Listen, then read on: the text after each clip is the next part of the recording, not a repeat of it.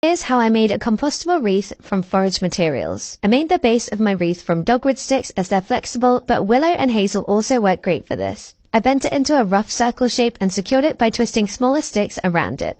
Once I'd made the base, it was time to add some foliage, which was all foraged from the garden. I picked as many different textures and colors as I could find to add depth to the wreath. I made sure to only pick what was growing in abundance so the wildlife still has plenty to enjoy. Then it was time to start decorating my wreath. I made little bundles of greenery and attached them to the wreath with string. This is what filled out the wreath and started to create the shape. Once I had the basic shape of the wreath all filled out, it was time to start adding some color. I tucked in my foraged holly, mahonia flowers, and rose hips around the wreath. Now it's ready to hang on my door, and once I'm done with it, I can just throw it straight into the compost.